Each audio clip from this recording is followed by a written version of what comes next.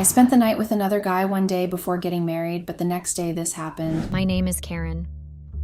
I am 26 years old and have been in a relationship with Adam, the love of my life. Adam was 1 year elder to me, and we met during college.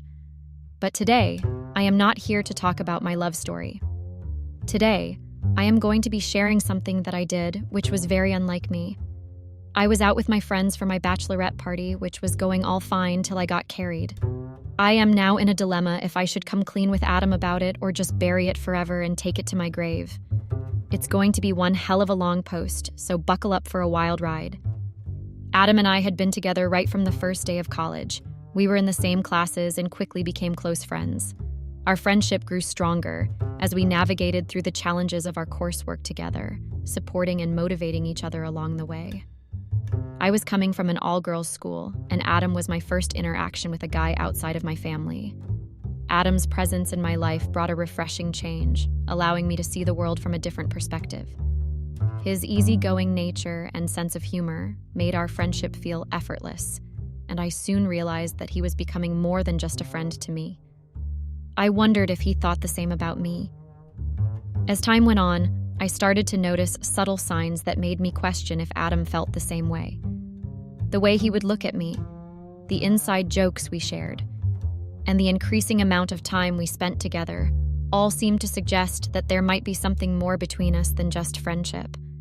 However, I couldn't help but feel hesitant to bring up my feelings to him, fearing that it could potentially jeopardize our friendship. It was almost time for us to leave college. We would be graduating soon, but there was no sign of any progress in my relationship with Adam. Maybe like me, even he did not want to ruin our friendship, and that was the reason why he was hesitant to ask me out. Despite our strong connection and the countless hours we spent together, the romantic tension between us remained unspoken. I couldn't help but wonder if taking a leap of faith and expressing my feelings would bring us closer, or risk losing everything we had built. Adam's parents had organized a graduation party at home for us. It was surreal that it had already been 3 years and we were going to be graduates. I got dressed and left for the party. The vibe of the decorations and everything else felt different to the theme of the graduation. I was asked to wait in the backyard for a while as Adam was getting ready. Well, that is weird. I have seen him even in his comfy t-shirts during our combined studies at home. I started walking along his backyard and noticed a few things hanging to the tree. I walked to the tree and started seeing what it was. There were pictures of me and Adam hung on the tree, capturing our memories throughout our years of friendship. It was a heartwarming surprise, and I couldn't help but smile as I reminisced about the countless moments we had shared together. Was this a sign that Adam was going to make a move tonight? I was really overwhelmed with emotions, and I knew that if at this moment Adam would come up to me and ask me out, I would have said yes with tears in my eyes. Adam's mom came back and asked me to get in. I went into the living room, which was dark and only lit with very few candles.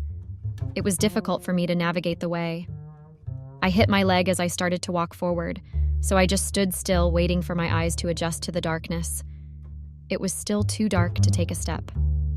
I then heard Adam from a distance directing me to make sure where to put my step without banging into other things. I finally reached the place where I could see a little. The lights went on as I reached there, and there was Adam on his knees with a ring in his hand. I was overwhelmed with surprise and joy as I realized that Adam was proposing to me. Tears welled up in my eyes, and I said yes and hugged him tightly. My heart raced with excitement as I eagerly accepted his heartfelt gesture, knowing that this moment would forever be etched in our memories. Adam told me that he would always be there for me, helping me find my way just like he did when I am surrounded by darkness. It was so sweet and profound that I can't even imagine having a more perfect proposal than this. We decided to get married after a year, since Adam knew the amount of obsession I had with having the perfect wedding. It's not my fault that I grew up in an all-girls school and fantasized about movies like 27 Dresses and Bride Wars. I felt like 1 year would be enough for me to make sure that every detail of our wedding was meticulously planned and executed. From the venue to the flowers, I wanted everything to be picture perfect. Plus, I wanted ample time to find the dress of my dreams and ensure that all my bridesmaids were on board with their roles and responsibilities. Additionally, I wanted to take the time to truly understand Adam's preferences and incorporate them into our special day, ensuring that it would be a reflection of both of us as a couple. I had all my girlfriends help me out, pick the venue and my wedding dress. Since all of us were from the same school, as teenagers, I and my friends used to talk a lot about the kind of guy we would marry and the details of the venue and the dress. I knew that we would be on the same level of excitement for all of this, and I needed all the positive energy around me.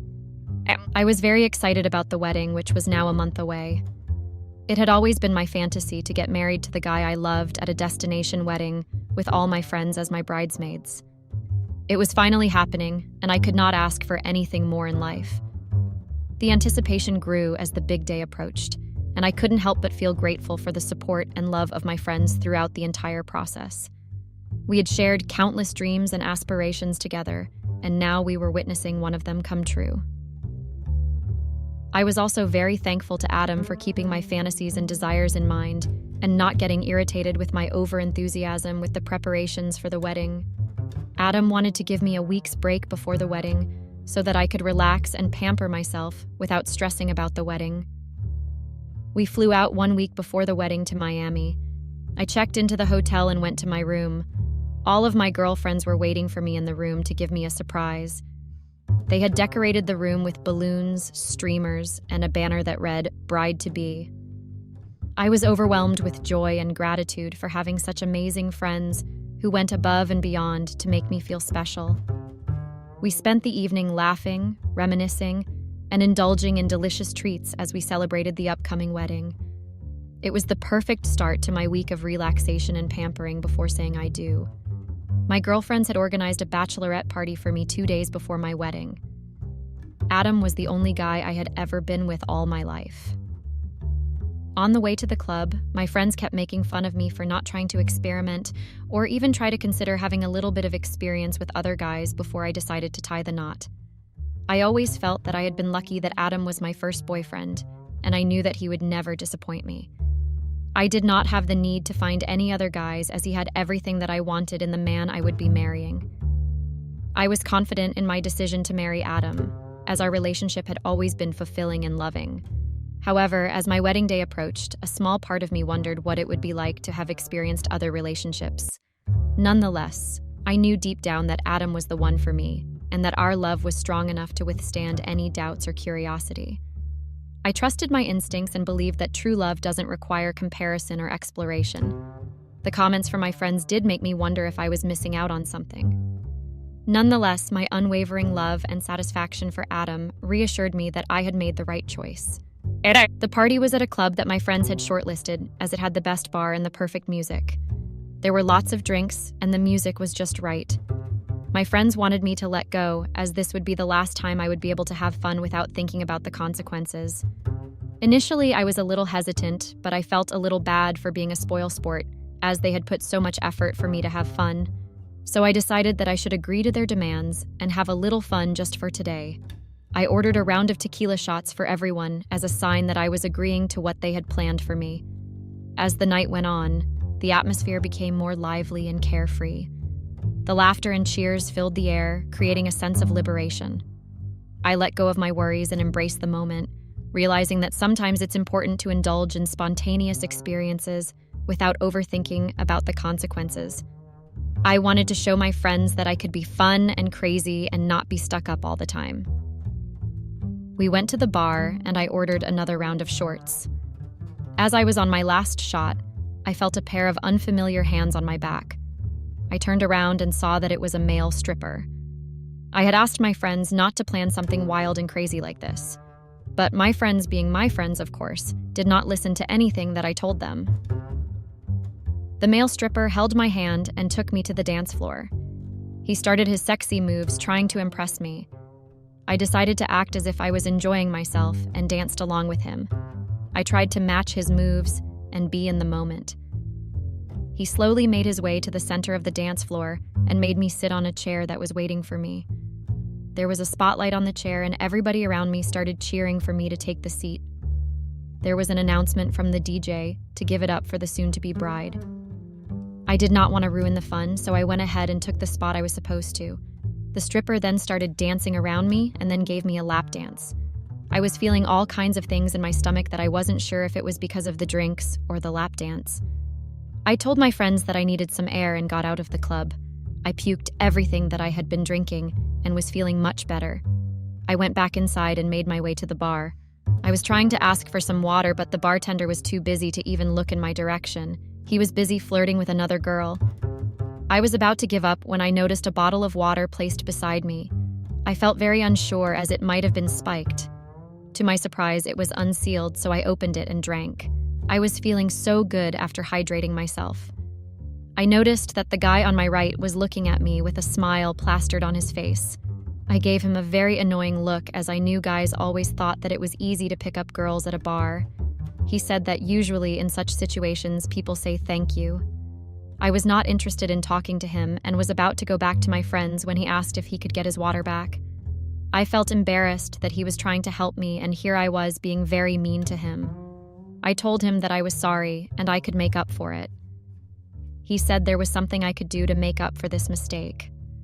I was genuinely feeling bad for judging him too quickly, so I agreed to make up for it. He asked me if I could spend some time with him and act as his girlfriend in front of his friends who were at the dance floor.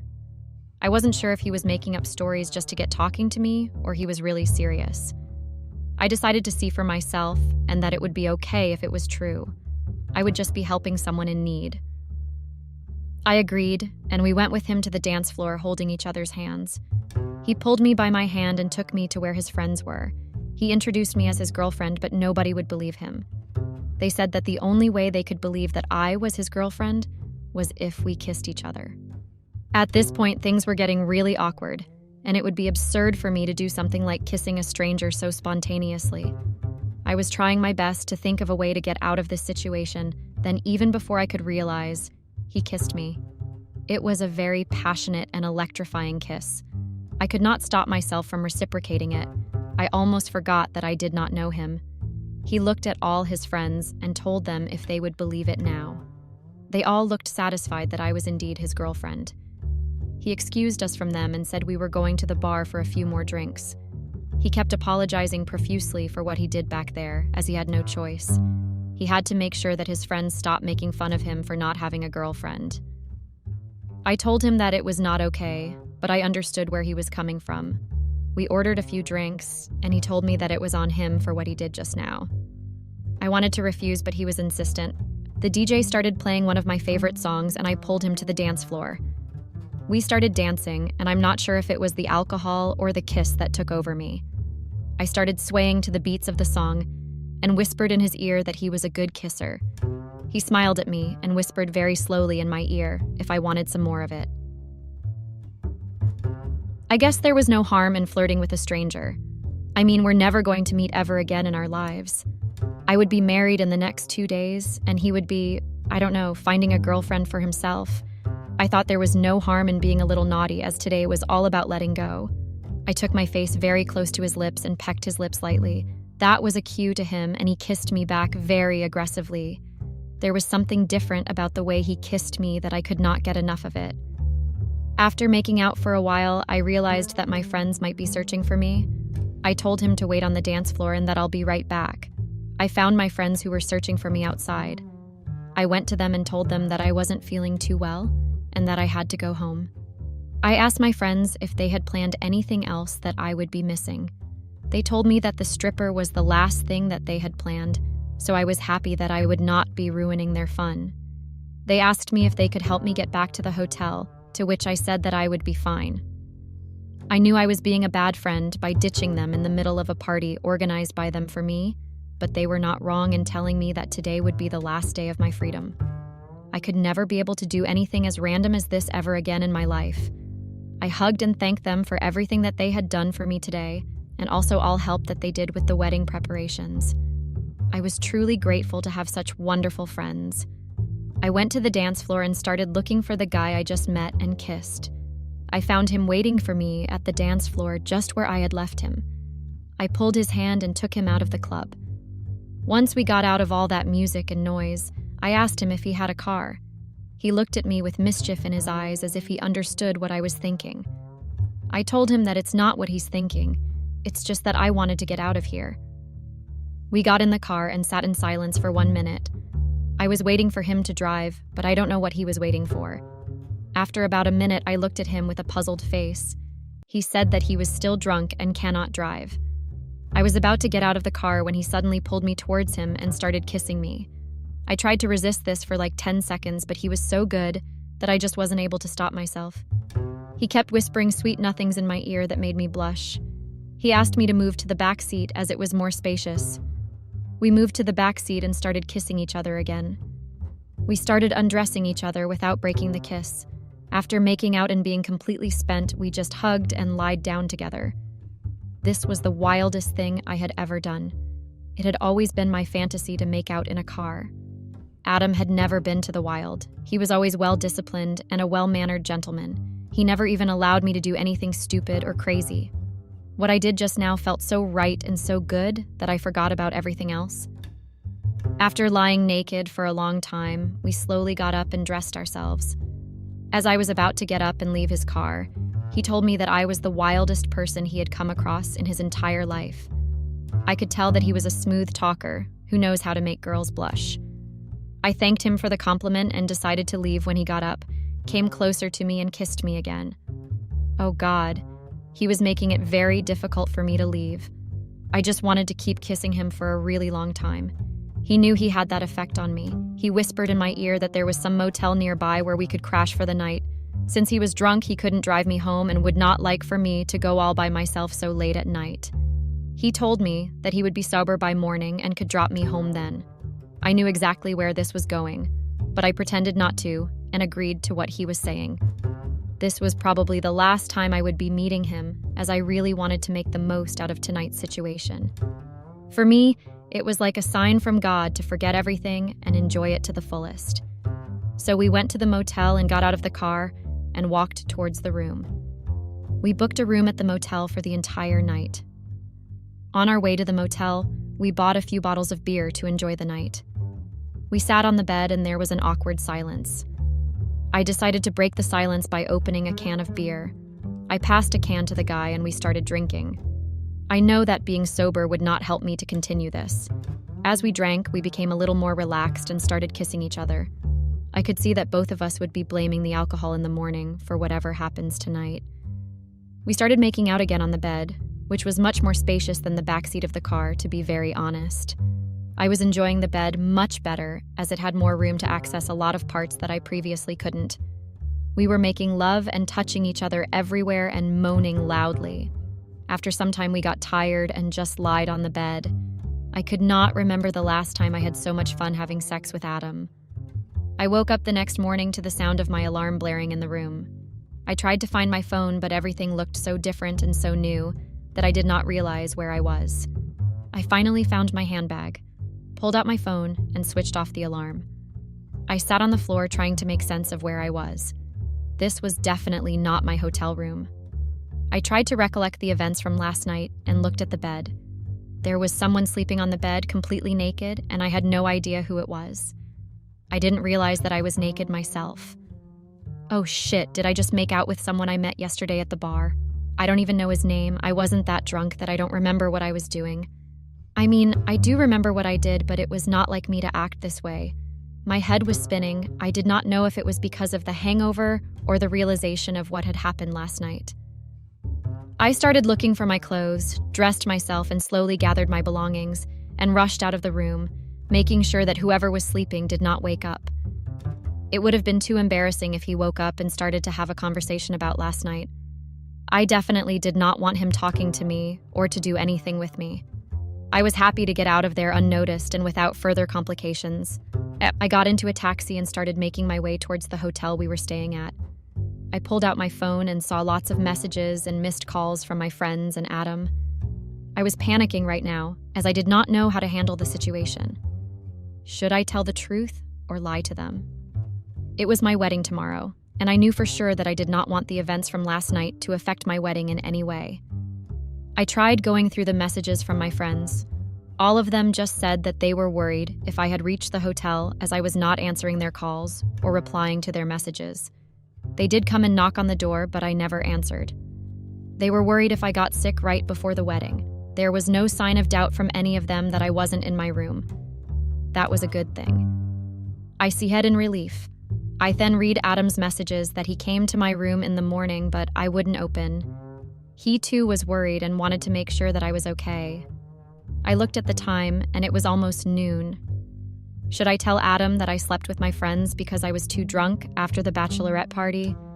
Or should I just come clean to him about last night's events? I couldn't think straight as the hangover was killing me. I decided to first reach the hotel and then decide how things panned out. There was no use sitting in the car and panicking when I wasn't aware of the situation on the ground. I slowly sneaked into my hotel room, making sure none of my friends or Adam caught me. I quickly showered and got dressed. I called my friends and told them that I was pretty sloshed last night, so I couldn't answer any of their calls or texts. They were happy that I finally let myself out last night and had a good time. They told me that from tomorrow, I would have to be the proper and elegant wife of Mr. Adam Baker, and all of them laughed. I laughed along with them, mostly because I was nervous and guilty. Oh boy, did they know that I let go of myself and how. They would have fainted if I shared the details from last night. They wouldn't even believe me for a second as they never saw me with the guy. Well, it was a good thing for them not to know. They might blurt it out during the wedding and mess up everything. I made my decision not to tell a single soul about last night. After dealing with my friends, it was now time to deal with Adam. I took a deep breath and made my way to his room. He opened the door and let me in. I told him the same story that I told my friends.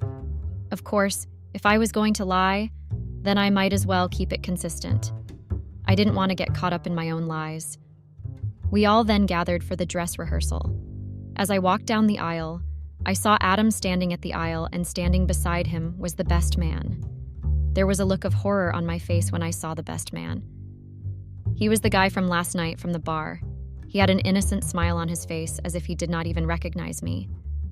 I composed myself and continued walking down the aisle. I had been a nervous wreck since I saw him here of all the places in the world. Everyone kept asking me to relax and calm down as they thought it was wedding jitters. They had no idea the amount of panic I was in right now. As I stood at the altar, I couldn't help but wonder if he remembered our encounter. The memories of last night flooded my mind, making it hard to focus on the joyous occasion unfolding before me. I silently prayed that he wouldn't say or do anything to disrupt the wedding, desperately hoping that my secret would remain buried in the depths of last night's hazy escapades. From the look on his face, it didn't seem like he remembered anything, and neither did he make any attempts to try and tell Adam about last night. I finally relaxed my body and decided to enjoy the moment. After all, it was my wedding that I had planned for an entire year. After the dress rehearsal, I breathed a sigh of relief and went to my room. I locked myself and fell to the ground, releasing all my nervousness. My friends kept knocking at the door to check on me. I showed them in when they asked me if I was fine. I looked very pale and nervous throughout the entire event. I lied to them that I still had a hangover and did not completely sober up. Maybe if I rested a bit, I would feel better. Of course, I was not going to tell them anything from last night. I decided not to mention it to anyone. If no one knows, then no one will talk about it. Simple and effective. After they left, Adam came to my room and asked me if everything was okay. He joked, asking me if I was having second thoughts about the wedding. I pushed him away and told him not to joke around, and as per the rules, he was not allowed to come to my room. I pushed him out of the room, telling him that I would see him tomorrow at the altar. There was a knock again, and I knew it would be Adam, so without any hesitation, I opened the door to tell him to just go. The blood drained from my face when I saw the guy from the bar. I looked around and quickly pulled him inside. I did not want things to get out of hand at the very last minute. I made him sit and begged him not to tell anybody about last night. I explained that it was a mistake and that I was engaged to Adam and it was my bachelorette last night. Desperation filled my voice as I promised to make it up to him somehow, pleading for his understanding. The guy from the bar seemed taken aback by my sincerity, his expressions softening as he listened. Hoping he would keep my secret, I anxiously awaited his response, praying that he would agree to remain silent about our encounter. After a minute, he told me that he had known Adam since childhood. He was also Adam's best man tomorrow in the wedding. I was half relieved that maybe he would not open his mouth about this if he cared about his friendship with Adam. He told me that he would, but he also told me he could not ignore what he felt with me last night. He kept pressing me, asking if I had not felt the same chemistry and sparks that he did. I could not deny the fact that there were definitely sparks last night, but it could also have been because of the alcohol. I hesitated for a moment, unsure of how to respond. The connection we shared was undeniable, but I couldn't ignore the potential consequences it could have on my wedding day. I told him that I truly loved Adam and would do anything that I could to make sure that our wedding goes smoothly without any complications. He said that then there was nothing else he could do if I had made my decision. He would have to agree to my wishes. I breathed a sigh of relief. He then stopped and said that he wasn't gaining anything from it. I mean, I would marry Adam just like I wanted to. Adam would not know about our encounter, but what was he getting out of all this? I was trying hard to explain to him that he would be gaining Adam's friendship for his entire life. He did not look convinced. He asked me again if I was willing to do anything for him to keep it a secret. I vehemently nodded my head in agreement. He came very close to me and whispered that he always had a fantasy to have sex with the bride as the best man. I gasped in shock and took a step back. He smiled wickedly and said that we just had to continue with where we left off from yesterday. It would not be that difficult. He also added that he was a little too drunk to enjoy last night, and it was a good thing that he was sober now. He said that this was the only way, or else he would be going straight to Adam's room after this. I felt like I had been pushed to a wall and had no choice. I made him promise not to tell Adam about any of it. I reluctantly agreed to his demand. He came towards me and we passionately started kissing each other. To my surprise, I knew that he was blackmailing me into doing this, but I was actually enjoying it. He was a really good kisser. Within minutes, we undressed and were on the bed. We had wild sex, and now that I was in my senses, I could tell that this was by far the best sex I had so far. After we were done, I quickly covered myself and asked him to leave. I opened the door to make sure that there was no one around before asking him to step out. It was D-Day. I was all nervous and felt like I would cry even if the slightest thing went wrong. Everyone kept telling me that I looked very pretty all dressed up. My mind was thinking, what would Adam be doing, and would his best man keep his promise? Every time someone would come up with an update, I would jump expecting that it could be the news of the wedding being called off. It was finally time for me to walk to the altar. I could see Adam well-groomed and with his best smile looking at me, and then my eyes looked at his best man, who winked and gave me a wicked smile. I decided to focus entirely on Adam as it was our big day, and I did not want anyone to ruin it for us. We took our vows and finally were pronounced husband and wife. Hey you all, I ask you for your advice on what I should do going forward. It is now 1 week since my wedding with Adam, but the guilt is killing me. I had no clue that a random night with a random stranger would change the course of my life. One day, he was a stranger, and the next day, he was my soon-to-be husband's best man. Life could not get any more complicated for me. Should I just admit everything that happened between me and the stranger to Adam? At least I can ask for forgiveness for my sins and promise that I would never ever let this happen again. Would that be enough? I don't want Adam to know from somewhere else about this, and I want to be the first person to break this news to him. Would I be risking my marriage, which is just a few days old, by telling him the entire truth from that night? Please, I really need you guys to advise me, as I am unable to make up my mind as to what to do next. What would be best for me, and also at the same time try to cause as little damage to my relationship with Adam? I am eagerly awaiting your opinions and thoughts. Hi guys, I just found out something that's been eating me up for the past 2 days. My wife has been cheating on me. Not with just anyone but our gardener. My wife has the audacity to cheat on me with a man I employed. I've heard many stories like this, but I never believed any of them. I find it very disgusting that a woman would cheat on her own husband. Not to talk of cheating with the gardener. How desperate can some women really be? Do you know the worst part? The gardener is just 24 years old. He's literally 8 years younger than my wife. My name is Steven, and I'm 34 years old. I've been married to my wife, Jessica, who is 32 years old for over 5 years now. I never expected our marriage to end up in a cheating scandal with a younger man. That's the most despicable act of cheating I've ever heard of. It's more disgusting that I had to see it with my own eyes. The gardener has been working for us for over 2 years now, and I wonder if this cheating scandal has been going on for longer than I even expected. Over a month ago, I noticed that my wife has been involved in a lot of suspicious activities. I'm very attentive, so I decided to take note and make sure I found out what she has been up to. Consequently, in my bid to find out her hidden agendas, I noticed her suspicious close proximity with the gardener. At first, I decided to give them the benefit of doubt, but as time went on, I realized that I'd been the biggest fool in the world. They were playing me right in front of my eyes, and my stupid self was too dumb to understand what had been going on. 1 week ago, I decided to start sneaking into the house when I got back from work. I did not want anyone to notice my arrival, and that was just a plan of mine.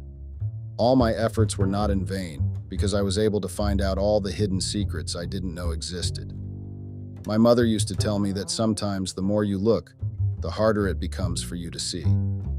This became a practicality in my marriage because the more things I found out, the harder it became to understand how stupid I'd been. Another saying also states that sometimes it's better not to dig secrets, because what you might find might break all the truths you thought you knew. After 1 week of extensively investigating my wife, I discovered that Jessica and the gardener were involved in a sexual relationship. If you are wondering how I found out, I'll let you know. 2 days ago, I got back from work and sneaked in as usual. But on that particular day, what my eyes saw was the worst discovery I'd ever uncovered in my life. The living room was scattered and untidy. I found my wife's underwear and what I assumed to be the gardener's boxers on the floor. My wife was also nowhere to be found in the house. I had to sneak into the backyard, and that's when I found both of them committing the taboo. I was shocked to have found them in such a compromising position, but my first instinct was to walk away before they found me watching them. This act I'd not one of weakness, but one of dedication and determination. I'm a lawyer, so my first instinct is not just to react. I'm focused on gathering my thoughts before making a move. It will be a pity if I just let them off the hook by making them know I'm aware of the taboo they've been committing. I'd rather take time to plan their unfortunate revenge. The first 24 hours after finding out this despicable truth was very tough. It took a toll on my mind, because I spent hours trying to understand why Jessica stooped so low. But after hours of analyzing everything, I realized that it was not my business to make out excuses for her. I didn't need to find reasons why she decided to cheat on me. What she did and what she's still doing is very wrong, and it's not my concern if she made the poor choices herself. My main focus and the conclusion I came up with is to plan a brutal revenge that will shake her up in such a way that she'll never forget my name in her life. The revenge I've planned out is not just for her. Even the stupid gardener that decided to note the hand that fed him will receive his own due punishment. As much as their betrayal disgusts me, I believe that my wife is the one that deserves most of the revenge. Apart from the employer and employee relationship between me and the gardener does not owe me anything else. My wife, on the other hand, has broken all our wedding vows and promises. I don't give a shit if she fits in hell. One thing I know for sure is that I'll create hell for her right now. My wife is a housewife, and she has been a housewife throughout the 5 years we have spent together. I never really thought I'd come to hate her decision to be a housewife, but now I do. Apart from being a lazy stay-at-home wife, she decided to be a cheater too. I can't shame the shameless, but I can surely destroy her peace. I'm not going to fire the gardener yet. I don't even plan on firing him anytime soon. I want him to keep working for me for as long as possible. He won't even know what hit him by the time I'm done with him. As for Jessica, I'll hit her where it hurts. Right now, as I write this comfortably in my room in my sweatpants, it's 5 p.m. in the evening. Jessica has gone out to buy groceries, but I know what she really went to do. The gardener only comes to work 2 times a week. He comes on Sundays and Thursdays. This insinuates that Jessica doesn't have the opportunity to see her new lover as often as she'd like. This is why Jessica leaves the house for groceries almost every single day. After much research, I discovered that Jessica meets up with the gardener at his house whenever she leaves for groceries. I don't plan on stopping her or trying to get her to end her relationship with the gardener. In fact, all I want right now is for them to keep up with their relationship. I need them to meet up as much as they want, because that's the only way I'll be able to get my plan in motion. So guys, I have decided to make sure the gardener comes over 4 times in a week. I'll tell him I'll double his pay if he can do that. My motive for this is to be able to give them time to spend together. I know that Jessica would not want to give any hints about their relationship, so she'd try to resist the temptation of being with him frequently. But I know it's only a matter of time before she starts losing her guard. I know she will not be able to resist the temptation, and that is exactly why I'm doing this. One of the reasons I'm taking my time in doing this is because I am focused on making sure that I get out of this marriage without giving a single dime to my wife. I am a lawyer, and I know how divorce settlements work. Our case is even going to be more difficult since she has been a housewife throughout the 5 years of our marriage. The odds are in her favor, and I won't rest till I've turned all those odds around. I've set the first trap, and I can bet with my life that Jessica will fall right into it. I'll tell you all how everything goes in the next update. I have to draft out my plans. I also have to hire someone, a lady to be precise. I am hiring someone to seduce the gardener. Till next time. Update. Hi guys, I'm back again. This time, I have a lot in my hands. Planning your own wife's downfall is the weirdest thing ever. But it can be the most satisfying thing if the woman in question has been cheating on you for a very long time. In my case, it is very satisfying, and I just can't wait till my plan is fully envisioned into what I want it to be. The worst kind of revenge is the one that no one saw coming. The gardener accepted my offer to make him come over 4 times in a week almost immediately. He did not even argue or try to act like he was busy. I don't know if he thinks that I'm a fool just because he's been sleeping with my wife for months or probably years, and I had no idea about it. Apparently, the gardener is not even trying to be subtle in his forbidden acts. There's not enough vegetation, weeds, or even flowers in my house that will warrant him to come over 4 times a week to take care of them. I don't know if he's just being stupid or ignorant. Anyone with a working brain would have discovered that they are being paid double the amount of their wages to do nothing in particular. Talking about his wages, I'm not really paying him double the amount. In fact, I am not even paying him anything. I stopped paying him last week and told him I planned to add everything up and pay him in 2 months' time. I did not expect him to accept the offer I made without a single second of thought. That led me to my next suspicion. There's every possibility that Jessica is stealing from me and using my own money to take care of her going lover. This suspicion has to be true because Jessica is basically jobless. She doesn't work and has no source of income. She lives off of the money I give to her for upkeep and house expenses. I'm definitely sure that she's giving the gardener money.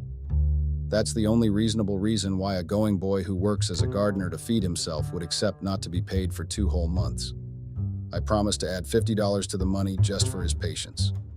By the time I am done with both of them, not even a penny of my money will be in their fingertips. I don't go to work and work my ass off just to come back to my house and realize that the 2 people that survived off my sweat and hard work decided to betray me. I'm the most despicable way. Don't ever bite the hand that feeds you, especially when you do not even have a source of income to begin with. So guys, after 2 straight weeks of resisting the temptation of seeing her lover at the house frequently, Jessica loosened her guard and was stupid enough to bring the gardener into the house. My house, to be precise. She doesn't own a dollar to her name. I've never been one to shame women who love as housewives, but I don't have a single respect for housewives that decide to cheat on their husbands. It doesn't make sense that they feel comfortable eating a person's food, yet cheating on that person right under their nose. I found it very disrespectful to see that Jessica had the audacity to bring her lover into my house and sleep with him.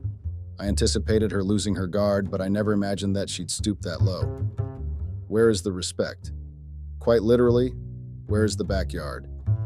Ah, yes, the backyard. That's been their secret hideout and zone for the longest time. I discovered that Jessica and the gardener used the backyard as their usual spot before. But just like all cheaters do, Jessica decided to upgrade into a more lavish hideout, my own living room. All these occurrences happened when I was at work. So, how do I know? I secretly hired an installation technician that was recommended to me, and asked him to install hidden CCTV cameras all over the house. I don't think I'm invading any freaking privacy in my own house. I have footage of the gardener and Jessica sleeping together in my own living room and even in my own kitchen. I used to wonder why there were so many burnt posts, but now I know. Apparently, after watching a lot of video footage, I discovered that Jessica was used to making out with the gardener while she was busy cooking. My house was literally at risk of blowing up. But I don't care if she gets careless and blows up herself and her lover. If they survive, I'd make sure they buy me another house. If they don't, I should get enough money from their belongings. The purpose of the video footage is to have something to threaten Jessica with.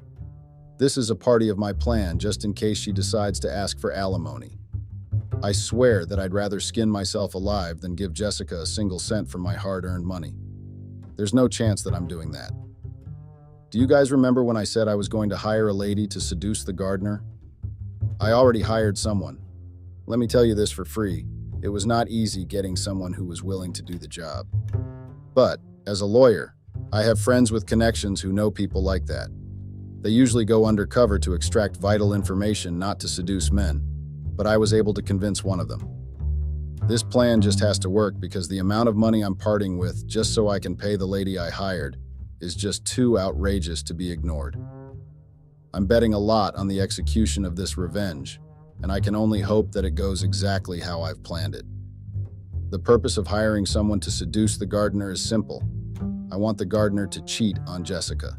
It's like her karma, but in a minimal form. I don't want her to have anyone to have fun with when I'm done with her.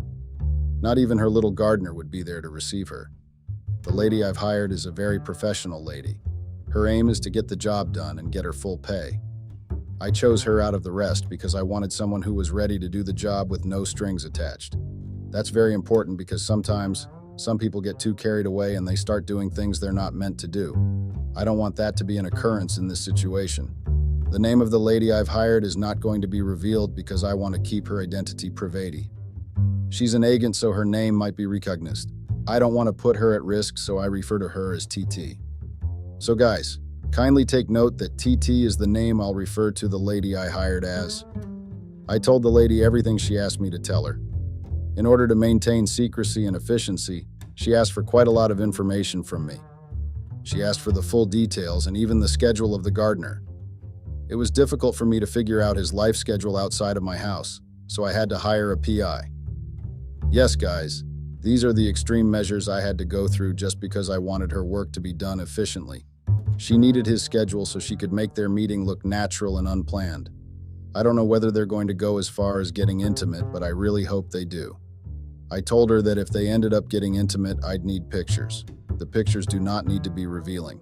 Just their faces would do. It's part of the things I'll attach to the divorce papers when I send them to Jessica. The lady I hired has started her work and she told me she'd need time before getting any substantial process. I'm not in a hurry, and I do not plan to rush her. But I did give her a deadline. The 2 months the gardener gave me before I had to pay his wages must not elapse before I'm able to exact the revenge. I don't want to pay that fool a single penny at all, because instead of actually doing some gardening around the house, he spends his time sleeping with my wife shamelessly. I don't need to pay him for doing that. Before I forget, I have something else to tell you guys. When I got free time, I read some of the comments from the last post I made. A lot of you asked me if I have any children with my wife. Well, we do not have any children. Unfortunately, she's had 2 miscarriages during our marriage, and the doctor advised that we stop trying to have a baby as it might pose a risk to her health. Losing our unborn children twice was very hard, and it took a toll on our mental health. We had to go to therapy, and our therapist advised us to listen to the doctor. That was 2 years ago. She had a miscarriage twice in a year. I agreed with the doctor and therapist because I knew it would be hard for us, especially if she lost another baby. We were advised to try surrogacy and explore the chances of having a baby that way. Jessica and I decided to take a break before trying surrogacy since the process was stressful. I told this story because Jessica said something that made me very angry. Just yesterday while we were having dinner. It was burnt as usual, but I didn't complain because I already ate outside before coming home. So Jessica had the audacity to tell me that she was finally ready to try surrogacy. She suggested that the both of us start looking for a good surrogate who can carry our child. Yes, you all read that right. Can you imagine the level of hypocrisy and deceit that resided in Jessica if she had the ability to stand in front of me and request a surrogate despite the fact that she was cheating? Maybe she really thinks I'm a fool who will agree to have a child with a woman who is brutally cheating on me with the freaking gardener. I know she's unaware that I've caught them, but how despicable does a woman have to be if she's ready to blindside her husband into having a child with him when she's sleeping with another man? I know what Jessica's plan is, and that's why I'd rather die than make any of her twisted dreams come true. There's even a very big possibility that she's planning to frame me with the gardener's child. Of course, we're married, and on a normal day, I'd see no reason to question my own child's paternity. Well, I don't have any plans of having a child with a woman that has blindsided me for months. I'm thankful that she told me of her plans to try surrogacy, because that shows that she wants to tie me down in this marriage and get child support if we end up getting a divorce. Now that I know her intentions, that just tells me how fast and smart I need to be. She's already making plans in case I catch her cheating. I'm one step ahead of her, but that could change anytime. If she also decides to carry the pregnancy herself, the divorce process will be longer than anticipated. I need to work fast. So, I'll stop here today, guys. I'm going to spend these next few weeks making sure that I leave no stone unturned. Till next time, update 2. I'm back, guys. It's been 3 weeks and I still can't believe it's been that long. That had to be the most blurred 3 weeks of my life, and I'm not even exaggerating. It was blurry because I spent it doing stuff that an ideal married man should not be doing. But my case is obviously different because I have a wife who is cheating on me with the gardener I employed. So I've been keeping tabs on them to make sure you leave no stone unturned. Trust me, it's hard because sometimes all I want to do is send Jessica out of the house and tell her that I'm aware of all her cheating escapes. Other times I want to fire the gardener because I am sick of seeing that man walking freely around my house like he has every right to do so. It's honestly very nerve-wracking and annoying. But at the end of the day, I'm looking at the brighter picture. In my case, the brighter picture is getting the revenge I surely deserve. So, there is a lot of development. It's only right to let you all know what kind of development I am talking about. The lady I hired, TT, spoke to me about 3 days ago, and she told me that she's been able to get close to the gardener. Apparently, he's just like any other pervert who's only interested in getting into the pants of women. TT said that the gardener told her he's single and is not in a relationship with anyone. Well, that came up as a very big surprise to me, but I'm super glad that the man my wife was comfortably cheating on me with did not think twice before denying her in the worst way possible. All his conversations with TT are with me. TT made sure she recorded everything, and she even took pictures of the both of them kissing each other. Yes, guys, I'm not joking. It happened faster than I imagined it would. I did not expect her to get that close to him easily. I thought the gardener would have a little bit of resistance, but it seems like he's even more eager to get into her pants than she's eager to get information out of him.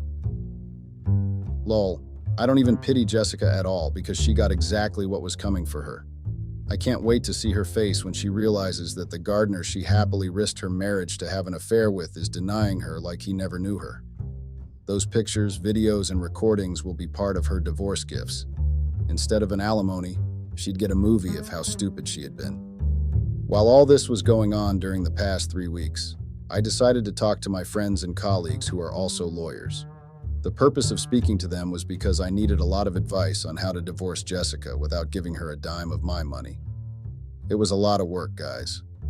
Like I'd stated earlier, the fact that I'd been a housewife for 5 years made it seem like she sacrificed her professional career for marriage.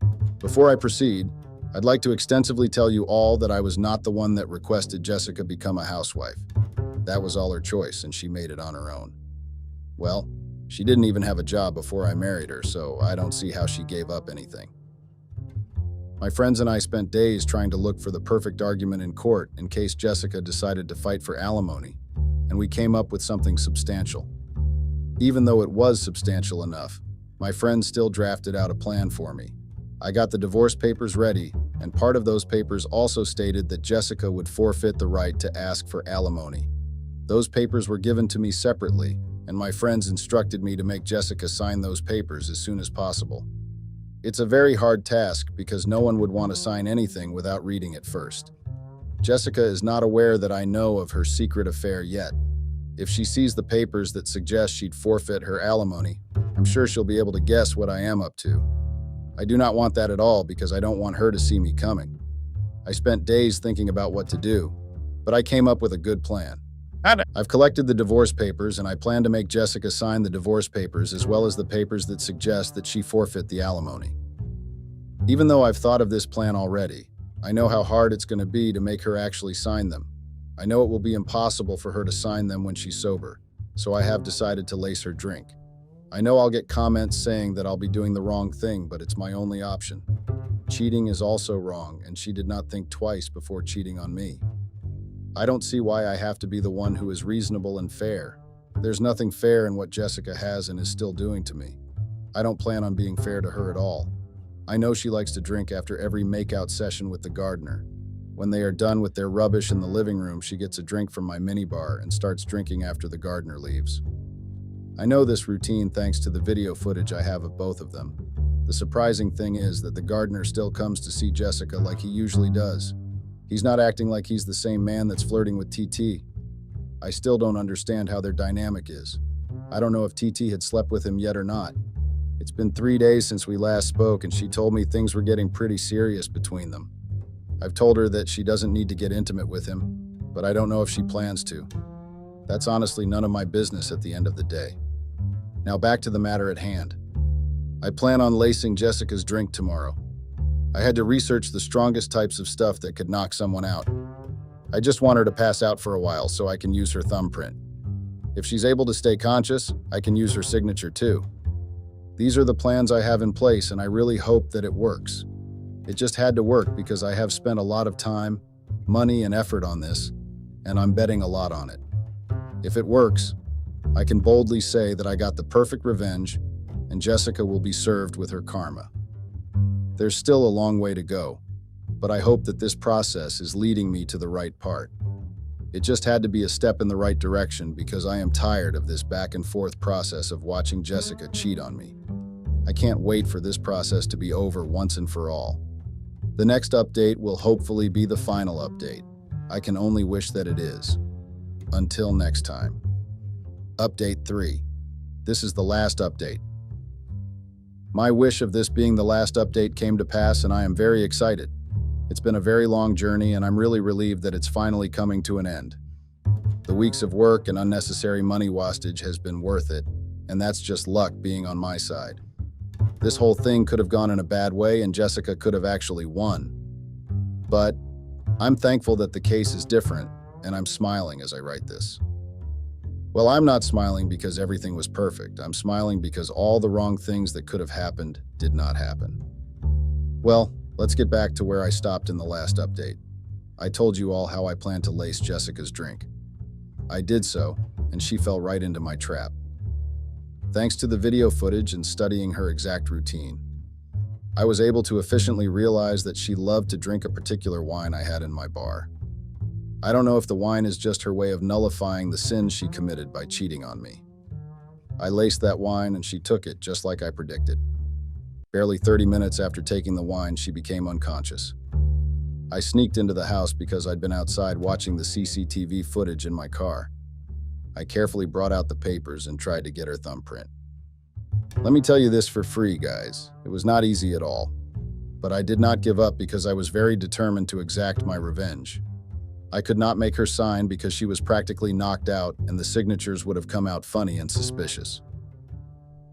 After getting everything done, I left the house. When I said I got everything done, I mean she signed both the divorce papers and alimony papers. I signed the papers while I was in the car too, and that was it.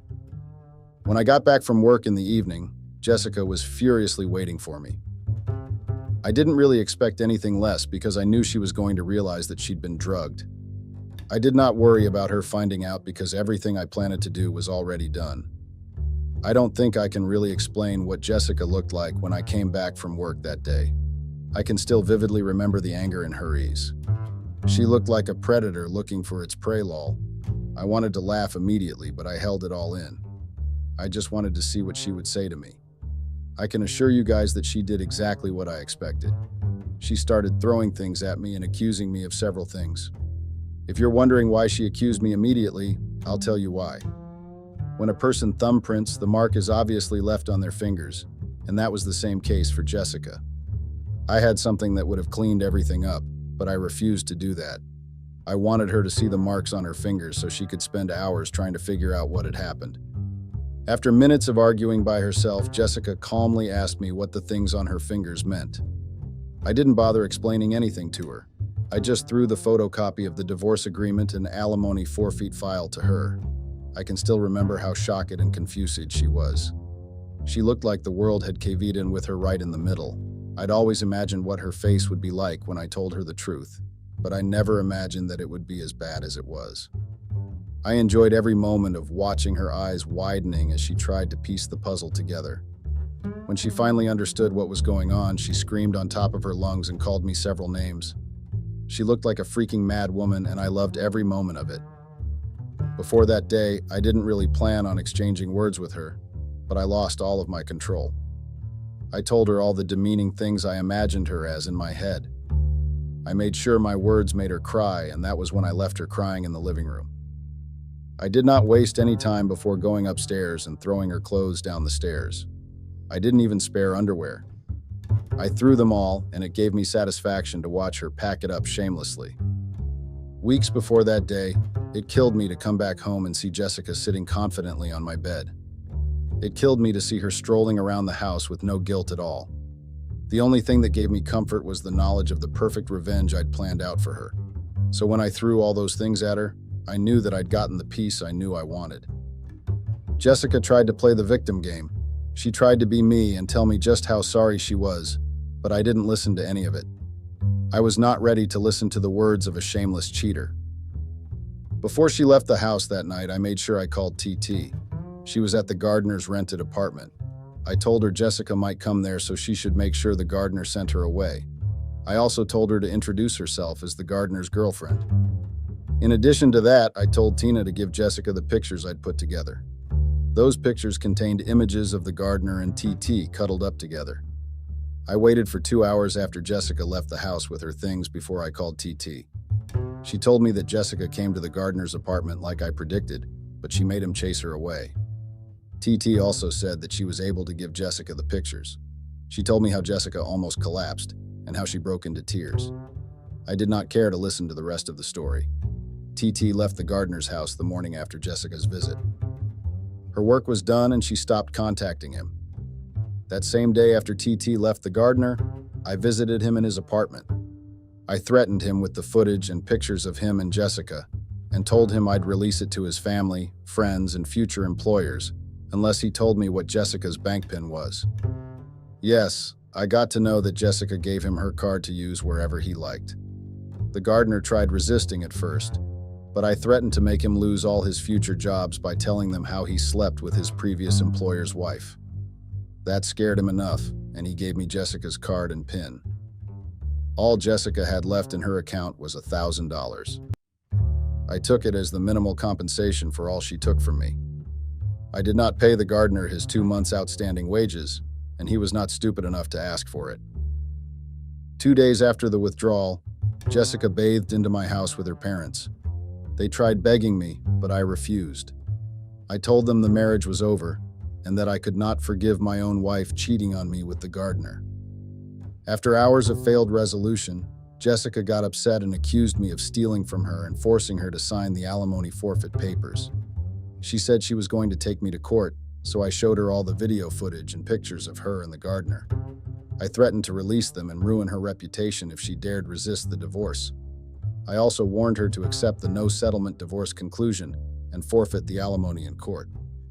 Jessica was not ready to accept my terms, but her parents saw the triggering pictures and told her to agree with the terms. They were not ready to ruin their reputation. Before Jessica left, I also gave her the recordings of the gardener denying her. She got so angry that she tried to take out her anger on me, but her parents dragged her out of the house. I don't care if she gets back with the gardener or not. That's no longer my business. I just made sure that life became hard for both of them. I was able to retrieve 2 months' salary from the gardener, get back $1,000, and have a stress-free divorce with no alimony settlement. It was definitely worth my patience. I'm thankful to you all for your comments and ideas throughout this process. It made me sane for a very long time. Thank you all, but this is where I say goodbye. I'm going back to focusing on my job and getting my life back together. It was indeed a sweet revenge for me, lol. Goodbye.